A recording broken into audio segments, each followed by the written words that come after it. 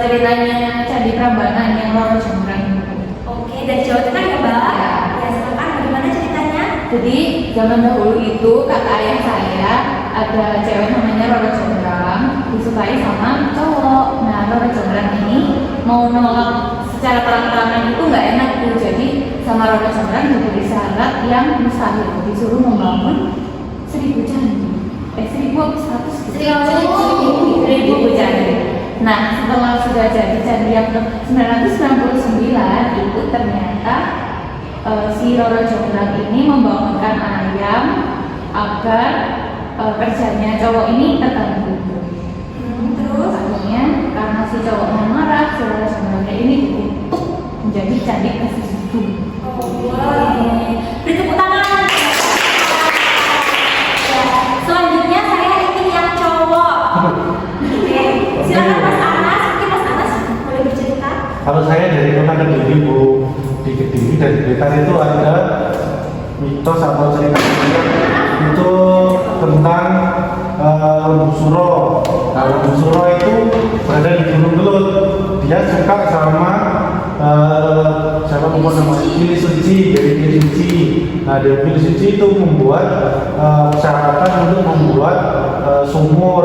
Nah, ketika Lembu Suro sudah dalam menggalinya, nah, lalu sumur itu dikubur hidup-hidup, busuran dikubur hidup-hidup di dalam sumur tersebut. Nah, Lembu Suro itu murka dan membuat namanya kutukan Kota Kediri dan sekitarnya. Nah, seperti itu, Bu.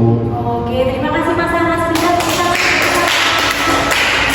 Ya, sebenarnya dari dua cerita tadi, Mbak Pratista dan Mas Anas itu sama-sama tentang budaya lokal ya.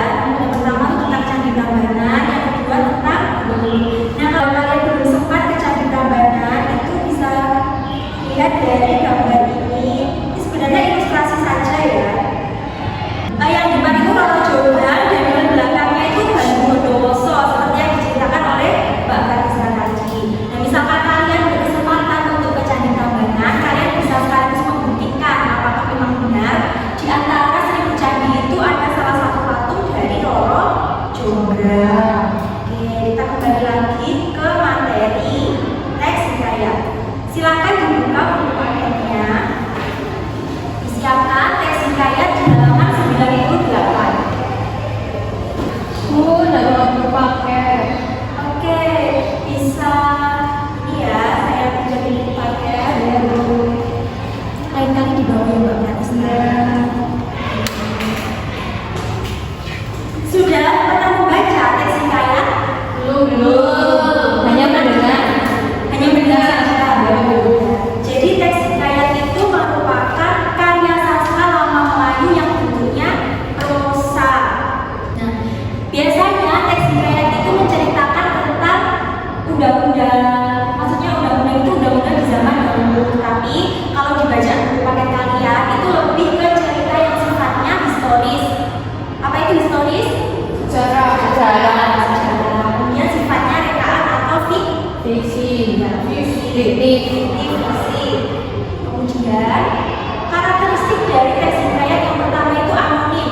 Jadi kalau kalian membaca dimanapun, mau itu di buku paket ataupun melalui media digital, teks hikayat itu tidak pernah diketahui nama pengarangnya, tidak pernah diketahui nama penulisnya. Jadi kalau kalian ingin mengetahui nama penulisnya ya tidak bisa karena memang anonim sifatnya. Kemudian yang kedua bersifat istana sentris, seperti yang diceritakan oleh Mbak Pratista dan Mas Anas tadi. Latar belakangnya itu kan kerajaan, sama-sama kerajaan kan. Nah itu juga salah satu karakteristik dari teks hikayat. Lalu menggunakan bahasa Arkaik